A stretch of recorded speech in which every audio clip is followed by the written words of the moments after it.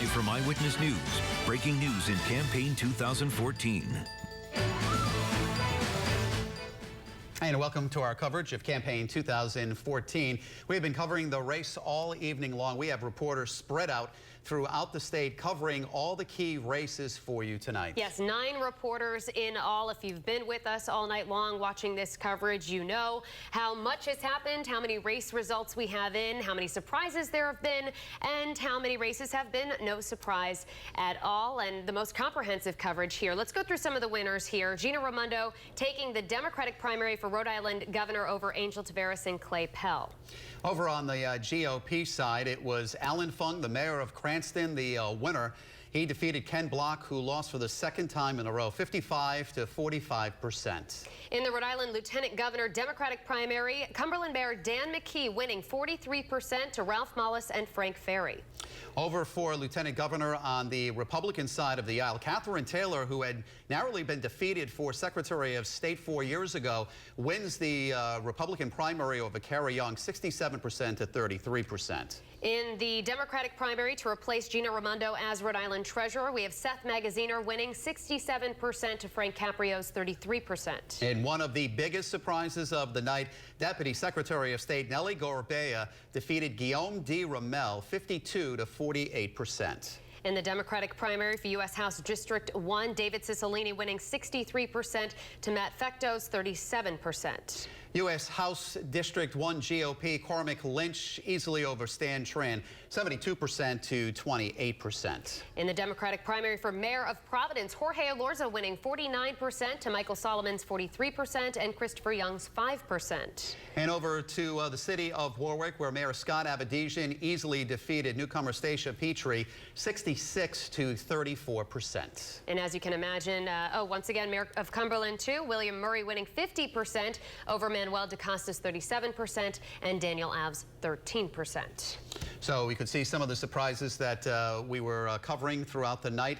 One big party that's been going on now for the last hour or so is the Gina Raimondo campaign. And we're going to go to Eyewitness News reporter Tim White, who's been there from the very beginning. He actually spoke one-on-one with the general treasurer. Tim?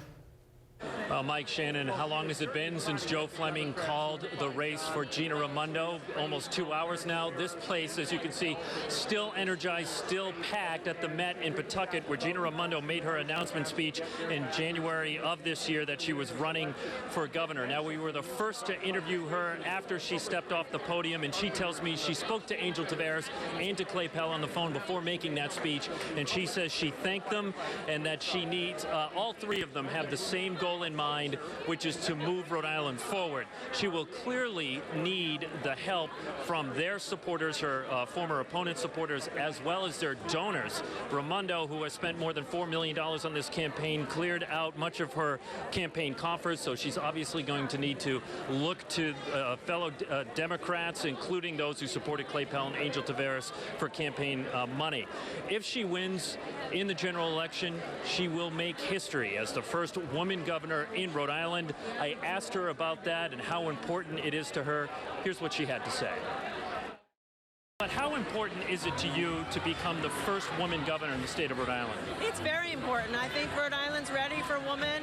I think we've seen a culture of insiders which holds Rhode Island back. It's time for new leadership, and I think it's time for a woman. It's time for a leader to take on tough issues, bring people together and solve problems, but I do think people are ready for a woman. That was Gina Raimondo a short time ago in her first interview as a Democratic nominee for governor. Now, key to Raimondo's victory tonight was she actually won Providence, yanking it out from underneath Angel Taveras. Of course, that was only by a point, but nonetheless key to victory. Her campaign manager, Eric Hires, tells me they focused a lot of energy in that area, and it clearly worked. Next stop, the general election. Live in Pawtucket, Tim White, Eyewitness News. And you can see Gina Raimondo Sneaking still celebrating right there. You know, Tim mentioned about the money. She spent about $4 million.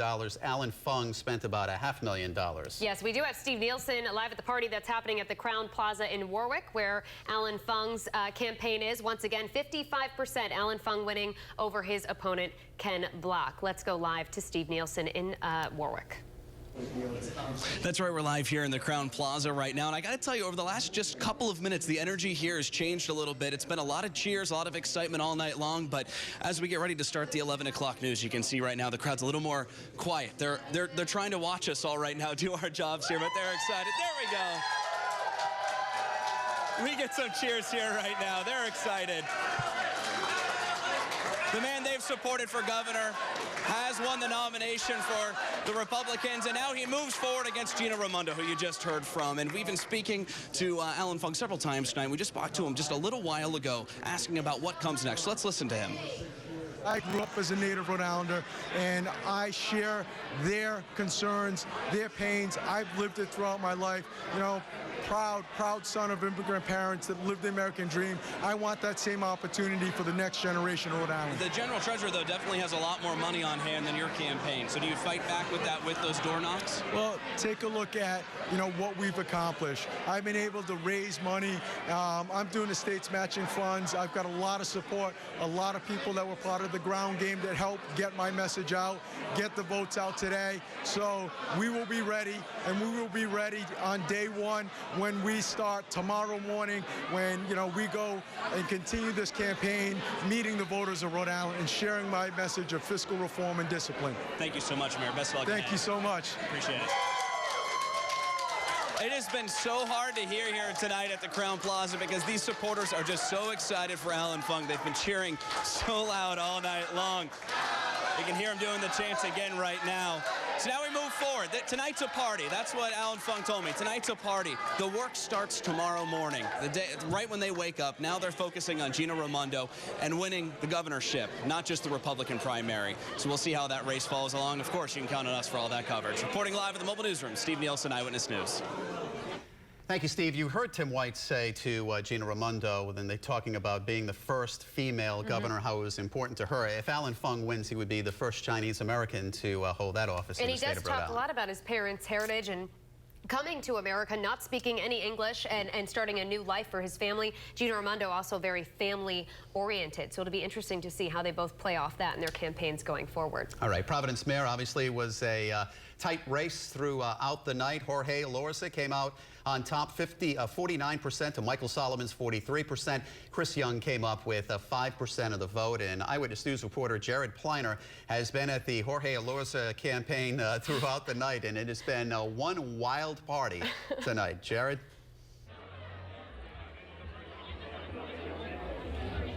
Hi there, Mike and Shannon. It sure has, and I can say, fortunately, the music has a little bit more merciful a level that I can actually hear you this time around. But yeah, you're right. The place here is just rocking. And again, earlier tonight, I was at the Michael Solomon watch party over at the Coliseum on Pine Street, and they saw that the momentum was turning away from them, that things were not quite going as they had anticipated. It was a very subdued tenor, and so I had to hop in a car. One of my lovely WPRI colleagues drove me over here because it was clear that Jorge Elorza had pulled it out at the very end. This was a race down to the wire. We didn't call it until something like 98% of the precincts were reporting. Really wanted to be conservative and cautious with this one. And the judge told me moments ago he's going to take about a half a day to rest, to soak it all in. He's here with his parents tonight. He spoke a little bit of Spanish as an homage to him, but we want to play you some sound from moments ago with Judge Jorge Elorza, now the Democratic nominee for mayor, facing a long road against Buddy Cianci in front of him. Take a listen. I'm excited that people thought our message resonated with them. They accepted our message and they voted to continue the progress we've been making here in the city and then to take it to the next level. And if I have the honor of being the next mayor, it'll be a great honor to be the leader that takes us in that direction.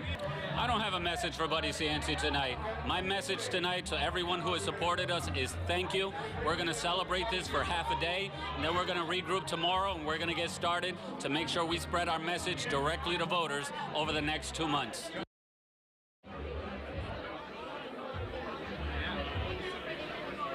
Now, that soundbite where he mentions Buddy Cianci, that was a couple questions before I asked him, was really trying to push him. I said, Judge, listen, this is the elephant in the room here, Buddy Cianci. He's a larger-than-life character.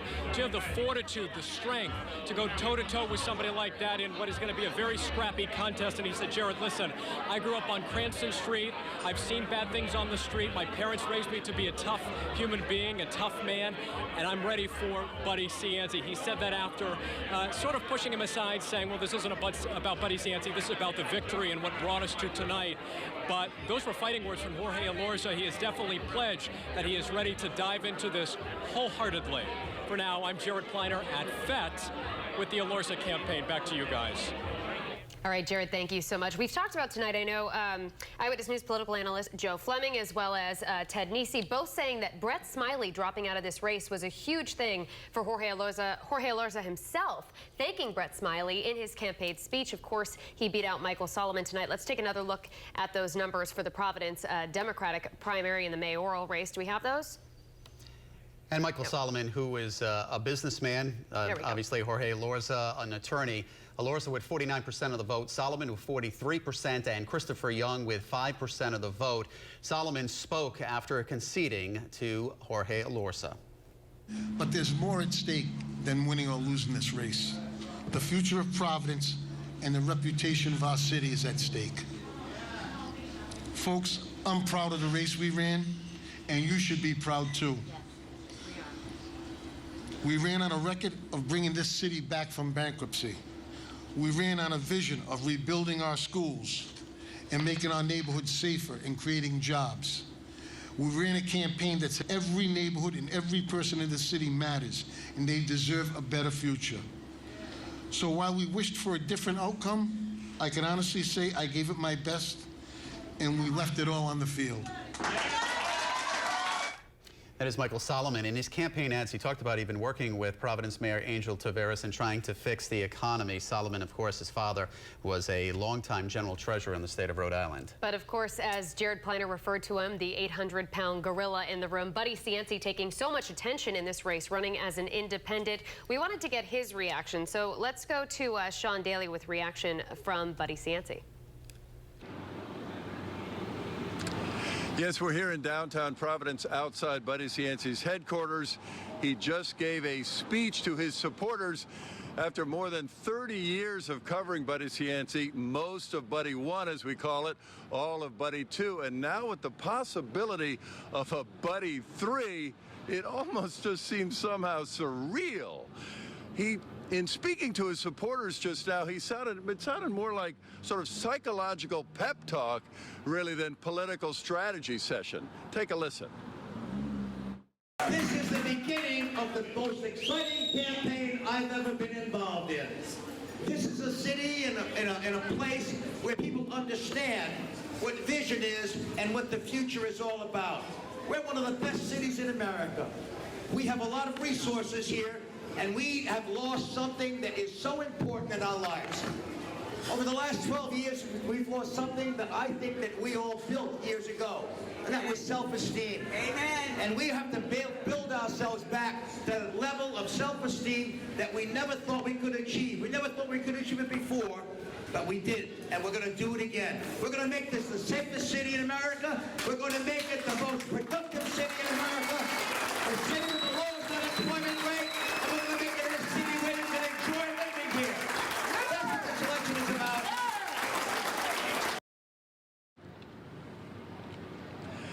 Think about that. He just said, this is the beginning of the most exciting campaign I've ever been involved in. That from a 73-year-old man, a cancer survivor, a twice convicted felon. You can't make this up. Buckle up, everybody. Here comes the campaign. Live outside Buddy Cianci campaign headquarters with the Providence Mobile Newsroom. Sean Daly, Eyewitness News. And Buddy Cianci didn't have to spend any money on name recognition. That's why he waited to the very end in June, because obviously he has huge name recognition in the state of Rhode Island. But even Joe Fleming saying allures of winning is going to be a much tougher fight for Buddy Cianci than had Michael Solomon won. So he's really trying to pick up that momentum, I think, in this campaign and get everybody going, still keeping the momentum going. The former mayor of Providence, or he's still mayor right now, is Angel Taveras. He was defeated tonight in the gubernatorial campaign here. Gina Raimondo with 42% of the vote. Angel Taveras came in second place with 29%, and Clay Pell at 27%. Let's go to Eyewitness News reporter Walt Buteau, who has been following the Taveras campaign throughout the day and night. Mayor Angel Taveras joins us now, talking about, which must have been obviously a disappointing night, but you had a lot of people to thank up there, and you must have learned a lot on the campaign trail, but a lot of work for your daughter, your wife, and your family. What is it like at the end of the trail when it doesn't turn out the way you wanted it to turn out? Well, listen, you have a lot of gratitude, and that's what I shared tonight. You noticed that the biggest part of my speech was thank yous, because I'm sure that I left someone out, but I wanted to say thank you to everyone. I wanted everyone to know how grateful I am for their support. And I want people to know I know they worked real hard for me, and I'm proud of the campaign we've run. So more importantly, I think for me, you want people to know your gratitude and how grateful you are for what they've done. And that's why, as I said, most of the speech today was about thank yous.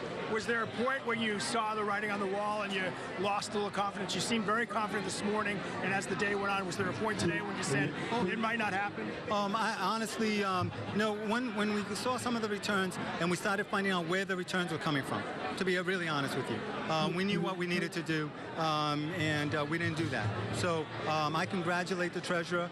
She ran a very good campaign, and so when we saw the returns and where they were coming from, that's when I really knew. Angel, you had criticized Clay Pell about the amount of his own money, $3.4 million of his own money that he put in his campaign, raised only another $300,000 or so.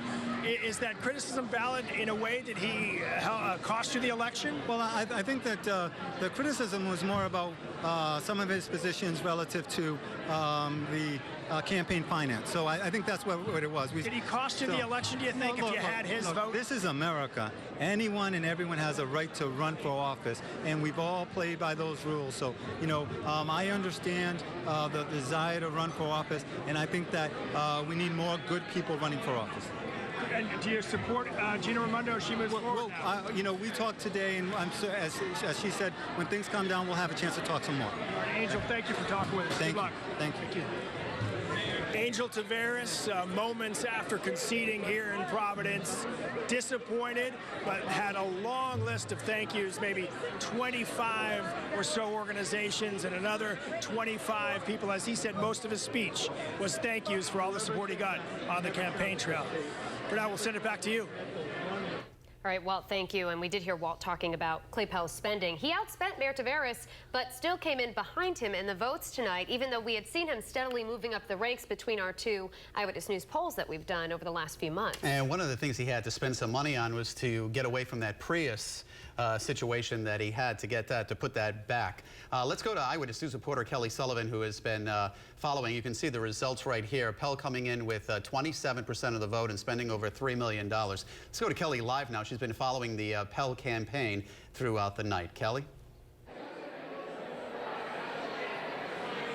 Well, Mike, we're inside the ballroom of the Biltmore Hotel, and you would have thought it was a victory speech, the way that this crowd really reacted to Clay Pell once he came up and addressed his supporters. And here it is hours after that announcement came down, and there's still plenty of people here. We haven't had a chance to speak with Clay yet because he's still talking to all of his supporters. And you know what was interesting about him? He came out, he did not look defeated at all. Instead, he was very optimistic. He said this was a campaign of people. He was very thankful for all of his supporters and all that they have done.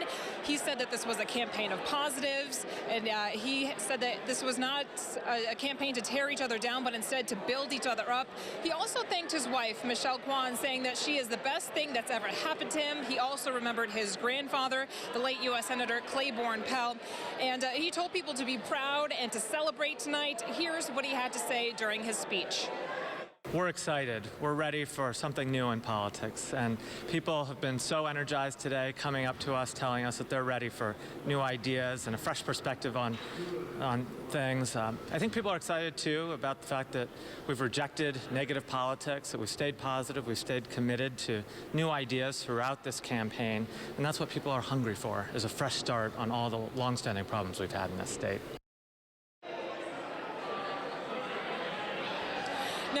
During his speech, interestingly, Clay Pell said that he is now going to be throwing his support behind Gina Raimondo, and he asked his supporters tonight to also support Gina, and the crowd was a little indifferent about that. They didn't seem too excited, too upbeat, but he says he wants to see a Democratic governor in the state house. He also, interestingly enough, also, Todd Drew was here tonight. I spoke with him really quickly. I asked him who he was going to support. He also said that he plans to support Gina Raimondo in the upcoming general election. We are reporting live here at the Biltmore Hotel in downtown Providence. I'm Kelly Sullivan with Eyewitness News. You know, Clay made it of one, but I think before this, no one may not have known who he was, and now he has a face, a name, a stance. And he's only 32 years old. It'll be interesting to see what happens going forward. Okay, we're going to take a little break. When we come back, we'll continue with our Campaign 2014 coverage right here on Eyewitness News at 11. And welcome back to our Eyewitness News Campaign 2014 team coverage. And we've had some surprises tonight in the Secretary of State's race, and of course even in the governor's race where Angel Taveras lost the city of Providence. Let's go with Eyewitness News political analyst Joe Fleming, who's been on top of this the entire night. Some surprises tonight, Joe. Definitely there were some surprises. The governor race was not a huge surprise. The last wpri-tv poll 2 weeks ago showed Gina opening up a lead for the first time in this campaign, and it looks like she just expanded that lead since that survey. What we saw tonight, though, is Gina winning in areas where you would not expect her to win, carrying the city of Providence, the city of Pawtucket, Newport, East Providence, Johnson, places that Angel and Clay Pell were supposed to win. She carried tonight, not by a lot, but she ran even or just barely won those communities. That was a big plus for Gina tonight. By having that support, she was able to propel herself into victories in parts of Providence, on the east side. She was winning 2-1, 3-1 over Angel on the east side. So those were things that helped her greatly. The other thing is looking at the mayor of Providence. I think we're going to have a really interesting mayor's race coming up now in November with Jose Elorza going against Buddy Cianci. I mean, Elorza, I think, is going to be a very credible candidate. He's going to have a real strong support on the east side. He's going to have a strong support of the minority communities. I think this is going to be a lot tougher race for Buddy Cianci. I think Buddy would have preferred to run against Michael Solomon in this type of race. The big surprise tonight was Secretary of State. Nellie Goubert going up there and winning. Dia Ramel spent a lot of money on media, but she had some very creative commercials. And it looks like her media caught the voters' attention. And as a result of that, she snuck by about 4,000 votes tonight going into the general election. So she's going to be the odds-on favorite to win the Secretary of State's race in the general election. And I think with the governor on the Republican side, Allan Fung, he won by a little more than 3,000 votes. 2,000 vote victory in the city of Cranston, which is what he was looking for. A big numbers there. That helped him throughout the state. So that's going to be a very good race come November between Fung and Raimondo. All right, Eyewitness News political analyst Joe Fleming, thank you so much, and plenty more Campaign 2014 coverage to come. We'll be back right after these messages. And welcome back to our Eyewitness News Campaign 2014 coverage. We've been talking a lot about the races here in Rhode Island, but some big races in Massachusetts tonight as well, including the primaries to replace Governor Deval Patrick as he leaves office. And the winner on the Democratic side was Martha Coakley. She got 42% of the vote. Steve Grossman with 37%, and Don Berwick came in with 21%. And in the GOP, Charlie Baker taking 74% of the vote to Mark Fisher. And for more on these races in Massachusetts, let's head over to Shantae Lands live in the studio. Shantae? Mike and Janet, it was a very lively event down at the Copley Place Center down in Boston. I want you to take a look at this video. This is what the scene looked like earlier this evening. We actually have some more video when she took the stage.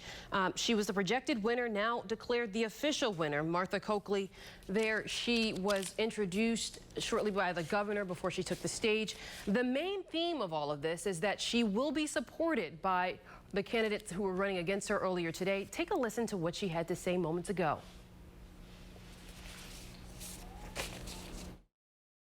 Spoken with both Steve and Don tonight. I know you've probably heard from them.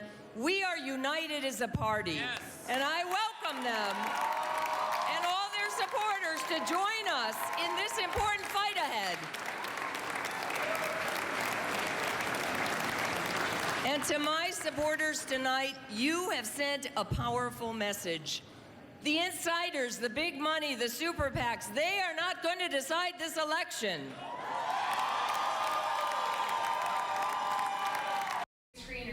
And Coakley will move on to face up against Charlie Baker ahead in the general elections. Mike Shannon, back to you. All right, thank you very much, Shantae, and that should be a good matchup. We're going to take a quick break. When we come back, we have more Campaign 2014 coverage. We'll also check your Futurecast coming up right after this.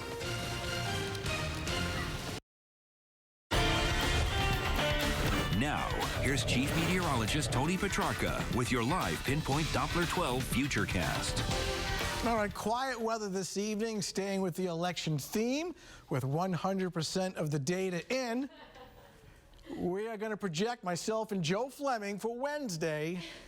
Mild and mostly dry. A rainy day and thunderstorms not even coming close.